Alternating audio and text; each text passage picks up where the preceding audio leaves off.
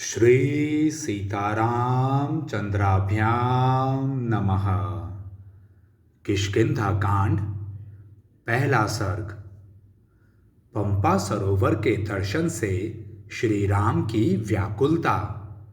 श्री राम का लक्ष्मण से पंपा की शोभा तथा वहाँ की उद्दीपन सामग्री का वर्णन करना, लक्ष्मण का श्री राम को समझाना तथा दोनों भाइयों को ऋष्यमुख की ओर आते देख सुग्रीव तथा अन्य वानरों का भयभीत होना।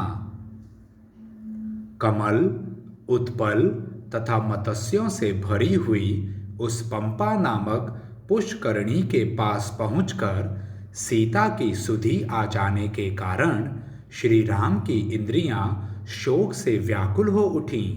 वे विलाप करने लगे। उस समय सुमित्रा कुमार लक्ष्मण उनके साथ थे। वहां पंपा पर दृष्टि पड़ते ही कमल पुष्पों में सीता के नेत्र मुख आदि का किंचित सादृश्य पाकर हर्षोल्लास से श्री राम की सारी इंद्रियां चंचल हो उठीं। उनके मन में सीता के दर्शन की प्रबल इच्छा जाग उठी। उस इच्छा के अधीन से होकर वे सुमित्रा कुमार लक्ष्मण से इस प्रकार बोले। सुमित्रा नंदन, यह पंपा कैसी शोभा पा रही है। इसका जल वैदूर्य मणि के समान स्वच्छ एवं श्याम है। इसमें बहुत से पद्म और उत्पल खिले हुए हैं। तट पर उत्पन्न हुए नाना प्रकार के वृक्षों से इसकी शोभा और भी बढ़ गई है। सुमित्रा कुमार, देखो तो सही, पंपा के किनारे का वन कितना सुंदर दिखाई दे रहा है। यहाँ के ऊंचे ऊंचे वृक्ष अपनी फैली हुई शाखाओं के कारण अनेक शिखरों से युक्त पर्वतों के समान सुशोभित होते हैं। परंतु मैं इस समय भरत के दुख और सीता हरण की चिंता के शोक से संतप्त हो रहा हूँ। मानसिक वेदनाएं मुझे बहुत कष्ट पहुंचा रही हैं। यद्यपि मैं शोक से पीड़ित हूँ तो भी मुझे यह पंपा बड़ी सुहावनी लग रही है। इसके निकटवर्ती वन बड़े विचित्र दिखाई देते हैं। यह नाना प्रकार के फूलों से व्याप्त है। इसका जल बहुत शीतल है और यह बहुत सुखदायिनी प्रतीत होती है। कमलों से यह सारी पुष्करणी ढकी हुई है, इसलिए बड़ी सुंदर दिखाई देती है। इसके आसपास सर्प तथा हिंसक जंतु विचर रहे हैं। मृग आदि पशु और पक्षी भी सब और छा रहे हैं।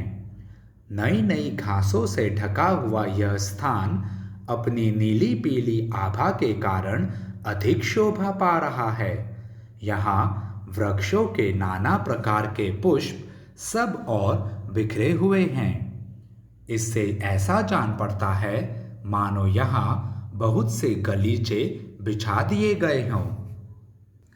चारों ओर वृक्षों के अग्रभाग फूलों के भार से लदे होने के कारण समृद्धिशाली प्रतीत होते हैं। ऊपर से खिली हुई लताएं उनमें सब ओर से लिपटी हुई हैं। सुमित्रा नंदन, इस समय मंद मंद सुखदायिनी हवा चल रही है, जिससे कामना का उद्दीपन हो रहा है। सीता को देखने की इच्छा प्रबल हो उठी है। यह चैत्र का महीना है। वृक्षों में फूल और फल लग गए हैं और सब और मनोहर सुगंध छा रही है। लक्ष्मण, फूलों से सुशोभित होने वाले इन वनों के रूप तो देखो। ये उसी तरह फूलों की वर्षा कर रहे हैं जैसे मेघ जल की वृष्टि करते हैं। वन के ये विविध वृक्ष वायु के वेग से झूम झूम कर रमणीय शिलाओं पर फूल बरसा रहे हैं और यहाँ की भूमि को ढक देते हैं। सुमित्रा कुमार, उधर तो देखो, जो वृक्षों से झड़ गए हैं, झड़ रहे हैं तथा जो अभी डालियों में ही लगे हुए हैं, उन सभी फूलों के साथ सब और वायु खेल सा कर रही है। फूलों से भरी हुई वृक्षों की विभिन्न शाखाओं को झकझोरती हुई वायु जब आगे को बढ़ती है, तब अपने अपने स्थान से विचलित हुए भ्रमर मानो उसका यशोगान करते हुए उसके पीछे पीछे चलने लगते हैं। पर्वत की कंदरा से विशेष ध्वनि के साथ निकली हुई वायु मानो उच्च स्वर से गीत गा रही है।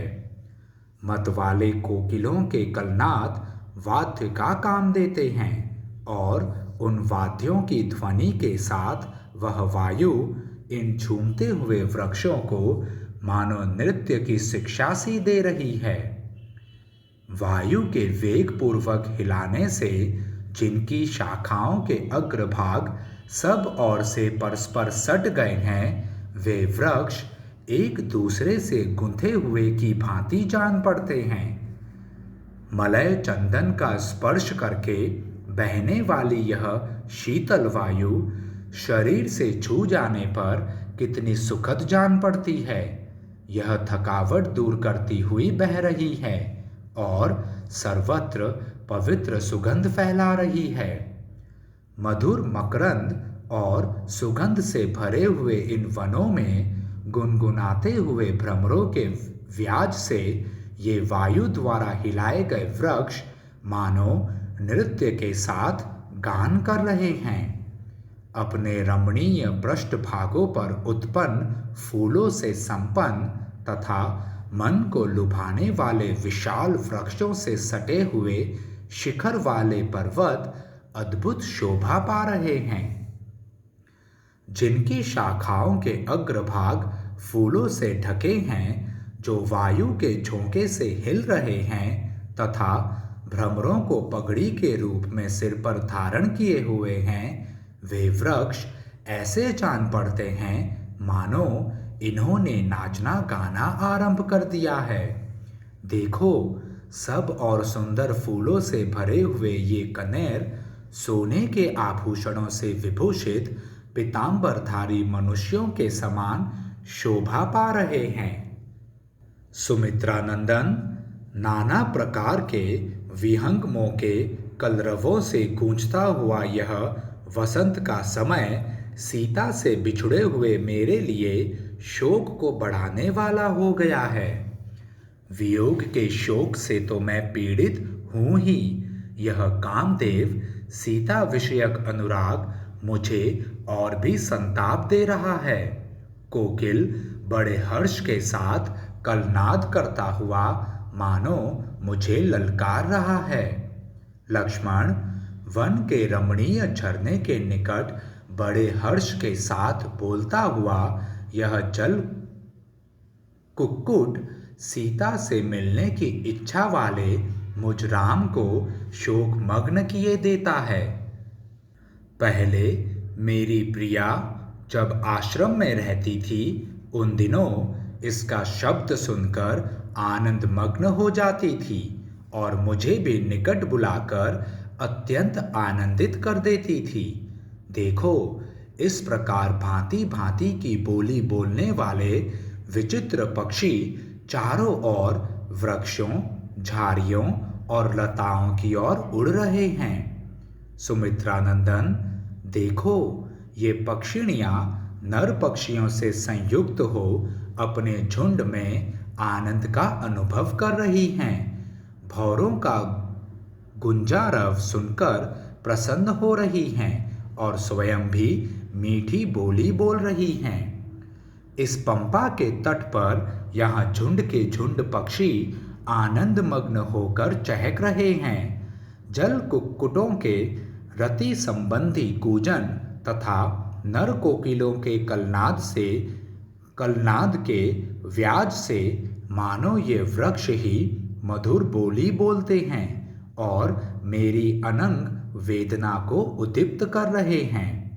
जान पड़ता है यह वसंत रूपी आग मुझे जलाकर भस्म कर देगी।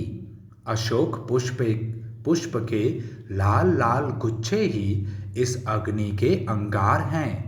नूतन पल्लव ही इसकी लाल लाल लपटें हैं तथा भ्रमरों का गुंजारव ही इस जलती आग का चट चट शब्द है।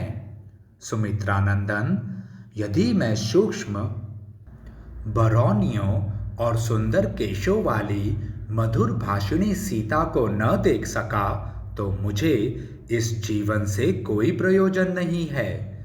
निष्पाप लक्ष्मण, वसंत ऋतु में वन की शोभा बड़ी मनोहर हो जाती है। इसकी सीमा में सब और कोयल की मधुर कुक सुनाई पड़ती है। मेरी प्रिया सीता को यह समय बड़ा ही प्रिय लगता था। अनंग वेदना से उत्पन्न हुई शोकाग्नि वसंत ऋतु के गुणों का ईंधन पाकर बढ़ गई है। जान पड़ता है यह मुझे शीघ्र ही अविलंब जला देगी। अपनी उस प्रियतमा पत्नी को मैं नहीं देख पाता हूँ और इन मनोहर वृक्षों को देख रहा हूँ, इसलिए मेरा यह अनंग ज्वर अब और बढ़ जाएगा। विदेह नंदिनी सीता यहाँ मुझे नहीं दिखाई दे रही हैं, इसलिए मेरा शोक बढ़ाती हैं तथा मंद मलयानिल के द्वारा स्वेद संसर्ग का निवारण करने वाला यह वसंत भी मेरे शोक की वृद्धि कर रहा है। सुमित्रा कुमार, मृगनयनी सीता चिंता और शोक से बलपूर्वक पीड़ित किए गए मुझ राम को और भी संताप दे रही हैं। साथ ही यह वन में बहने वाली चैत्र मास की वायु भी मुझे पीड़ा दे रही है।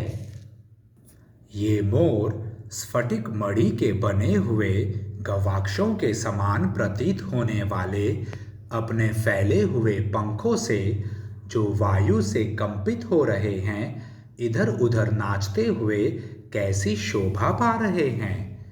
मयूरियों से घिरे हुए ये मदमत्त मयूर अनंग वेदना से संतप्त हुए मेरी इस काम पीड़ा को और भी बढ़ा रहे हैं।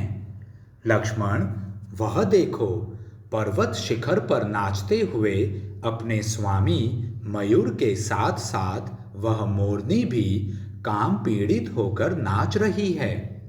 मयूर भी अपने दोनों सुंदर पंखों को फैलाकर मन ही मन अपनी उसी रामा प्रिया का अनुसरण कर रहा है तथा अपने मधुर स्वरों से मेरा उपहास करता सा जान पड़ता है। निश्चय ही वन में किसी राक्षस ने मोर की प्रिया का अपहरण नहीं किया है, इसीलिए यह रमणीय वनों में अपनी वल्लभा के साथ नृत्य कर रहा है। फूलों से भरे हुए इस चैत्र मास में सीता के बिना यहाँ निवास करना मेरे लिए अत्यंत दुस्सह है। लक्ष्मण, देखो तो सही, तीर्यक योनि में पड़े हुए प्राणियों में भी परस्पर कितना अधिक अनुराग है। इस समय यह मोरनी काम भाव से अपने स्वामी के सामने उपस्थित हुई है। यदि विशाल नेत्रों वाली सीता का अपहरण न हुआ होता तो वह भी इसी प्रकार बड़े प्रेम से वेगपूर्वक मेरे पास आती। लक्ष्मण, इस वसंत ऋतु में फूलों के भार से संपन्न हुए इन वनों के ये सारे फूल मेरे लिए निष्फल हो रहे हैं। प्रिया सीता के यहाँ न होने से इनका मेरे लिए कोई प्रयोजन नहीं रह गया है। अत्यंत शोभा से मनोहर प्रतीत होने वाले ये वृक्षों के फूल भी निष्फल होकर भ्रमर समूहों के साथ ही पृथ्वी पर गिर जाते हैं। हर्ष में भरे हुए ये झुंड के झुंड पक्षी एक दूसरे को बुलाते हुए से इच्छा अनुसार कलरव कर रहे हैं और मेरे मन में प्रेमोन्माद उत्पन्न किए देते हैं। जहाँ मेरी प्रिया सीता निवास करती है, वहाँ भी यदि इसी तरह वसंत छा रहा हो तो उसकी क्या दशा होगी। निश्चय ही वहां पराधीन हुई सीता मेरी ही तरह शोक कर रही होगी। अवश्य ही जहाँ सीता है उस एकांत स्थान में वसंत का प्रवेश नहीं है, तो भी मेरे बिना वह कचरारे नेत्रों वाली कमल नयनी सीता कैसे जीवित रह सकेगी। अथवा संभव है जहाँ मेरी प्रिया है वहाँ भी इसी तरह वसंत छा रहा हो, परंतु उसे तो शत्रुओं की डांट फटकार सुननी पड़ती होगी। अतः वह बेचारी सुंदरी सीता क्या कर सकेगी, जिसकी अभी नई नई अवस्था है और प्रफुल्ल कमल दल के समान मनोहर नेत्र हैं। वह मीठी बोली बोलने वाली मेरी प्राण वल्लभा जानकी निश्चय ही इस वसंत ऋतु को पाकर अपने प्राण त्याग देगी। मेरे हृदय में यह विचार दृढ़ होता जा रहा है कि साध्वी सीता मुझसे अलग होकर अधिक काल तक जीवित नहीं रह सकती। वास्तव में विदेह कुमारी का हार्दिक अनुराग मुझ में और मेरा संपूर्ण प्रेम सर्वथा विदेह नंदिनी सीता में ही प्रतिष्ठित है। फूलों की सुगंध लेकर बहने वाली यह शीतल वायु, जिसका स्पर्श बहुत ही सुखद है, प्राण वल्लभा सीता की याद आने पर मुझे आग की भांति तपाने लगती है। पहले जानकी के साथ रहने पर जो मुझे सदा सुखद जान पड़ती थी, वही वायु आज सीता के विरह में मेरे लिए शोकजनक हो गई है। जब सीता मेरे साथ ही उन दिनों जो पक्षी कौवा आकाश में जाकर कांव कांव करता था, वह उसके भावी वियोग को सूचित करने वाला था। अब सीता के वियोग काल में वह कौवा वृक्ष पर बैठकर बड़े हर्ष के साथ अपनी बोली बोल रहा है।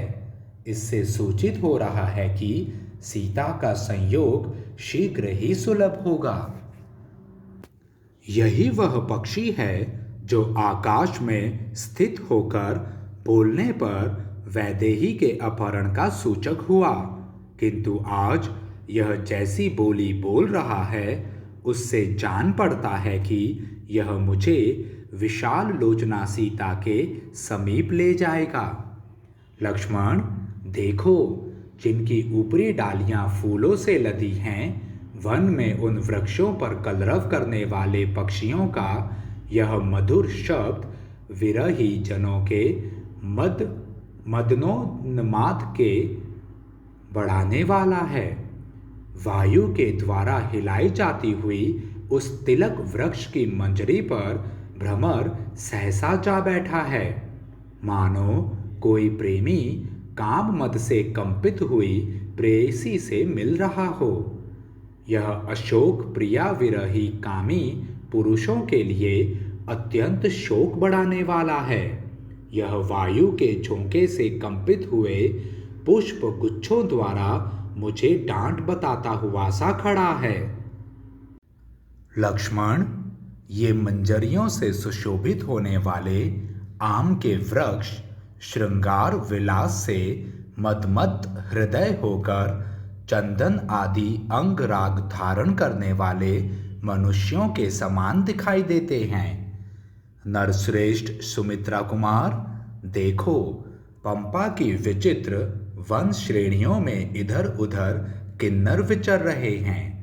लक्ष्मण, देखो, पंपा के जल में सब और खिले हुए ये सुगंधित कमल प्रातः काल के सूर्य की भांति प्रकाशित हो रहे हैं। पंपा का जल बड़ा ही स्वच्छ है। इसमें लाल कमल और नील कमल खिले हुए हैं। हंस और कारंडव आदि पक्षी सब और फैले हुए हैं तथा सौगंधिक कमल इसकी शोभा बढ़ा रहे हैं। जल में प्रातः काल के सूर्य की भांति प्रकाशित होने वाले कमलों के द्वारा सब ओर से घिरी हुई पंपा बड़ी शोभा पा रही है। उन कमलों के केसरों को भ्रमरों ने चूस लिया है। इसमें चक्रवाक सदा निवास करते हैं। यहाँ के वनों में विचित्र विचित्र स्थान हैं तथा पानी पीने के लिए आए हुए हाथियों और मृगों के समूहों से इस पंपा की शोभा और भी बढ़ जाती है। लक्ष्मण, वायु के थपेड़े से जिनमें वेग पैदा होता है, उन लहरों से ताड़ित होने वाले कमल पंपा के निर्मल जल में बड़ी शोभा पाते हैं। प्रफुल्ल कमल दल के समान विशाल नेत्रों वाली विदेह राजकुमारी सीता को कमल सदा ही प्रिय रहे हैं। उसे न देखने के कारण मुझे जीवित रहना अच्छा नहीं लगता है। अहो, काम कितना कुटिल है, जो अन्यत्र गई हुई एवं परम दुर्लभ होने पर भी कल्याणमय वचन बोलने वाली उस कल्याण स्वरूपा सीता का बारंबार स्मरण दिला रहा है। यदि खिले हुए वृक्षों वाला यह वसंत मुझ पर पुनः प्रहार न करे तो प्राप्त हुई काम वेदना को मैं किसी तरह मन में ही रोके रह सकता हूँ। सीता के साथ रहने पर जो जो वस्तुएं मुझे रमणीय प्रतीत होती थी, वे ही आज उसके बिना असुंदर जान पड़ती हैं। लक्ष्मण, ये कमल कोशों के दल सीता के नेत्र कोशों के समान है, इसलिए मेरी आंखें इन्हें ही देखना चाहती हैं। कमल केसरों का स्पर्श करके दूसरे वृक्षों के बीच से निकली हुई यह सौरभ युक्त मनोहर वायु सीता के निःश्वास की भांति चल रही है। सुमित्रा नंदन, वह देखो, पंपा के दक्षिण भाग में पर्वत शिखरों पर खिली हुई कनेर की डाल कितनी अधिक शोभा पा रही है। विभिन्न धातुओं से विभूषित हुआ यह पर्वतराज ऋष्यमुख वायु के वेग से लाई हुई विचित्र धूलि की सृष्टि कर रहा है। सुमित्रा कुमार, चारों ओर खिले हुए और सब ओर से रमणीय प्रतीत होने वाले पत्रहीन पलाश वृक्षों से उपलक्षित इस पर्वत के पृष्ठभाग आग में जलते हुए से जान पड़ते हैं। पंपा के तट पर उत्पन्न हुए ये वृक्ष इसी के जल से अभिषिक्त हो बड़े हैं और मधुर मकरंद एवं गंध से संपन्न हुए हैं। इनके नाम इस प्रकार हैं: मालती, मल्लिका, पद्म और करवीर। ये सब के सब फूलों से सुशोभित हैं। केतकी, सिंधुवार तथा वासंती लताएं भी सुंदर फूलों से भरी हुई हैं। गंध भरी माधवी लता तथा कुंद कुसुमों की झाड़ियां सब और शोभा पा रही हैं।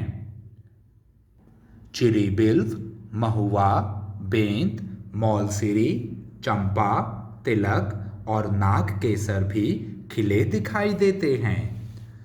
पर्वत के पृष्ठभागों पर पद्मक और खिले हुए नील अशोक भी शोभा पाते हैं। वहीं सिंह के अयाल की भांति पिंगल वर्ण वाले लोध्र भी सुशोभित हो रहे हैं।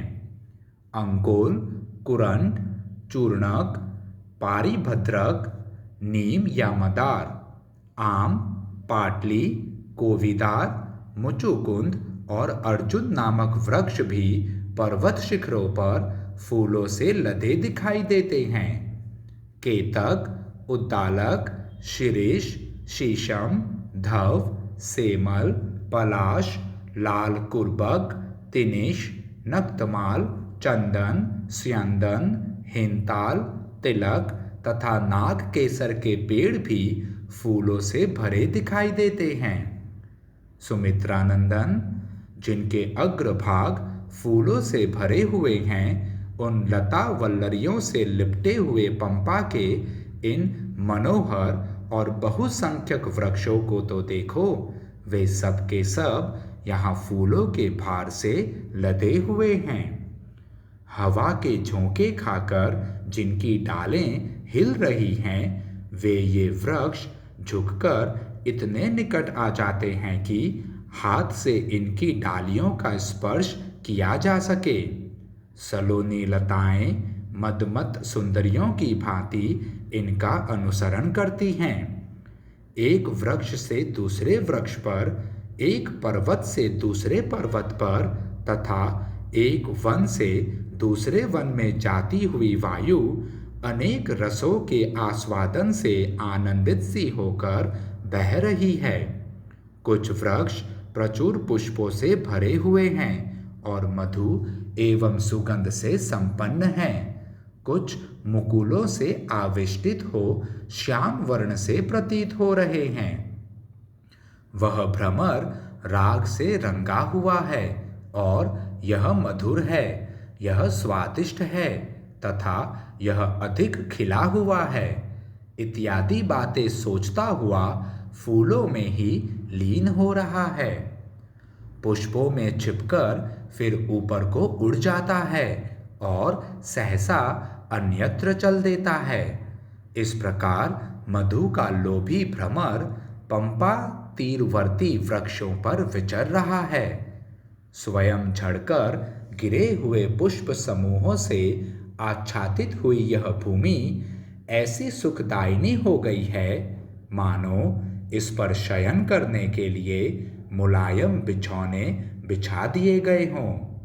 सुमित्रानंदन, पर्वत के शिखरों पर जो नाना प्रकार की विशाल शिलाएं हैं, उन पर झड़े हुए भांति भांति के फूलों ने उन्हें लाल पीले रंग की शैयाओं के समान बना दिया है। सुमित्रा कुमार, वसंत ऋतु में वृक्षों के फूलों का यह वैभव तो देखो।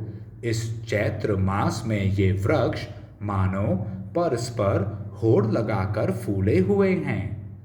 लक्ष्मण, वृक्ष अपनी ऊपरी डालियों पर फूलों का मुकुट धारण करके बड़ी शोभा पा रहे हैं तथा वे भ्रमरों के गुंजारव से इस तरह कोलाहलपूर्ण हो रहे हैं, मानो एक दूसरे का आह्वान कर रहे हों।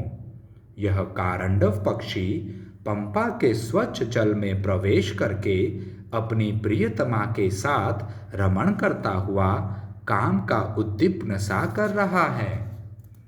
मंदाकिनी के समान प्रतीत होने वाली इस पंपा का जब ऐसा मनोरम रूप है, तब संसार में उसके जो मनोरम गुण विख्यात हैं, वे उचित ही हैं। रघुश्रेष्ठ लक्ष्मण, यदि साध्वी सीता दिख जाएं और यदि उसके साथ हम यहाँ निवास करने लगें, तो हमें न इंद्रलोक में जाने की इच्छा होगी और न अयोध्या में लौटने की ही। हरी हरी घासों से सुशोभित ऐसे रमणीय प्रदेशों में सीता के साथ सानंद विचरने का अवसर मिले तो मुझे अयोध्या का राज्य न मिलने के कारण कोई चिंता नहीं होगी और न दूसरे ही दिव्य भोगों की अभिलाषा हो सकेगी। इस वन में भांति भांति के पल्लवों से सुशोभित और नाना प्रकार के फूलों से उपलक्षित ये वृक्ष प्राण वल्लभा सीता के बिना मेरे मन में चिंता उत्पन्न कर देते हैं। सुमित्रा कुमार, देखो इस पंपा का जल कितना शीतल है। इसमें असंख्य कमल खिले हुए हैं, चकवे विचरते हैं और कारंडव निवास करते हैं। इतना ही नहीं, जलकुक्कुट तथा क्रौंच भरे हुए हैं एवं बड़े बड़े मृग इसका सेवन करते हैं। चहकते हुए पक्षियों से इस पंपा की बड़ी शोभा हो रही है। आनंद में निमग्न हुए ये नाना प्रकार के पक्षी मेरे सीता विषयक अनुराग को उद्दीप्त कर देते हैं, क्योंकि इनकी बोली सुनकर मुझे नूतन अवस्था वाली कमल नयनी चंद्रमुखी प्रियतमा सीता का स्मरण हो आता है। लक्ष्मण, देखो, पर्वत के विचित्र शिखरों पर ये हरिण अपनी हरिणियों के साथ विचर रहे हैं और मैं मृगनयनी सीता से बिछुड़ गया हूँ। इधर उधर विचरते हुए ये मृग मेरे चित्त को व्यथित किए देते हैं। मतवाले पक्षियों से भरे हुए इस पर्वत के रमणीय शिखर पर यदि प्राण वल्लभा सीता का दर्शन पा सकूं, तभी मेरा कल्याण होगा। सुमित्रा नंदन, यदि सुमध्यमा सीता मेरे साथ रहकर इस पंपा सरोवर के तट पर सुखद समीर का सेवन कर सके तो मैं निश्चय ही जीवित रह सकता हूँ। लक्ष्मण, जो लोग अपनी प्रियतमा के साथ रहकर पद्म और सौगंधिक कमलों की सुगंध लेकर बहने वाली शीतल, मंद एवं शोकनाशन पंपा वन की वायु का सेवन करते हैं, वे धन्य हैं। हाय, वह नई अवस्था वाली कमल लोचना जनक नंदिनी प्रिया सीते मुझसे बिछुड़कर बेबसी की दशा में अपने प्राणों को कैसे धारण करती होगी। लक्ष्मण, धर्म के जानने वाले सत्यवादी राजा जनक जब जन समुदाय में बैठकर मुझसे सीता का कुशल समाचार पूछेंगे, उस समय मैं उन्हें क्या उत्तर दूंगा। हाय, पिता के द्वारा वन में भेजे जाने पर जो धर्म का आश्रय ले मेरे पीछे पीछे यहाँ चली आई, वह मेरी प्रिया इस समय कहाँ है। लक्ष्मण, जिसने राज्य से वंचित और हताश हो जाने पर भी मेरा साथ नहीं छोड़ा, मेरा ही अनुसरण किया, उसके बिना अत्यंत दीन होकर मैं कैसे जीवन धारण करूँगा। जो कमल दल के समान सुंदर, मनोहर एवं प्रशंसनीय नेत्रों से सुशोभित हैं, जिससे मीठी मीठी सुगंध निकलती रहती है, जो निर्मल तथा चेचक आदि के चिन्ह से रहित है, जनक किशोरी के उस दर्शनीय मुख को देखे बिना मेरी सुध-बुध खोई जा रही है। लक्ष्मण, वैदेही के द्वारा कभी हंसकर और कभी मुस्कुराकर कही हुई वे मधुर, हितकर एवं लाभदायक बातें, जिनकी कहीं तुलना नहीं है, मुझे अब कब सुनने को मिलेंगी। 16 वर्ष की सी अवस्था वाली साध्वी सीता यद्यपि वन में आकर कष्ट उठा रही थी, तथापि जब मुझे अनंग वेदना या मानसिक कष्ट से पीड़ित देखती, तब मानो उसका अपना सारा दुख नष्ट हो गया हो, इस प्रकार प्रसन्न सी होकर मेरी पीड़ा दूर करने के लिए अच्छी अच्छी बातें करने लगती थी। राजकुमार, अयोध्या में चलने पर जब मनस्वनी माता कौशल्या पूछेंगी कि मेरी बहू रानी कहाँ है, तो मैं उन्हें क्या उत्तर दूंगा। लक्ष्मण, तुम जाओ, भ्रातृवत्सल भरत से मिलो। मैं तो जनक नंदिनी सीता के बिना जीवित नहीं रह सकता। इस प्रकार महात्मा श्री राम को अनाथ की भांति विलाप करते देख भाई लक्ष्मण ने युक्ति युक्त एवं निर्दोष वाणी में कहा, पुरुषोत्तम श्री राम, आपका भला हो। आप अपने को संभालिए, शोक न कीजिए। आप जैसे पुण्यात्मा पुरुषों की बुद्धि उत्साह शून्य नहीं होती। स्वजनों के अवश्यंभावी वियोग का दुख सभी को सहना पड़ता है। इस बात को स्मरण करके अपने प्रियजनों के प्रति अधिक स्नेह को त्याग दीजिए, क्योंकि जल आदि से भीगी हुई बत्ती भी अधिक स्नेह में डुबो दी जाने पर जलने लगती है। तात रघुनंदन, यदि रावण पाताल में या उससे भी अधिक दूर चला जाए, तो भी वह अब किसी तरह जीवित नहीं रह सकता। पहले उस पापी राक्षस का पता लगाइए, फिर या तो वह सीता को वापस करेगा या अपने प्राणों से हाथ धो बैठेगा। रावण यदि सीता को साथ लेकर दीति के गर्भ में जाकर छिप जाए तो भी यदि मिथिलेश कुमारी को लौटा न देगा तो मैं वहां भी उसे मार डालूंगा। अतः आर्य, आप कल्याणकारी धैर्य को अपनाइए, वह दीनतापूर्ण विचार त्याग दीजिए। जिनका प्रयत्न और धन नष्ट हो गया है वे पुरुष यदि उत्साहपूर्वक उद्योग न करें तो उन्हें उस अभीष्ट अर्थ की प्राप्ति नहीं हो सकती। भैया, उत्साह ही बलवान होता है। उत्साह से बढ़कर दूसरा कोई बल नहीं है।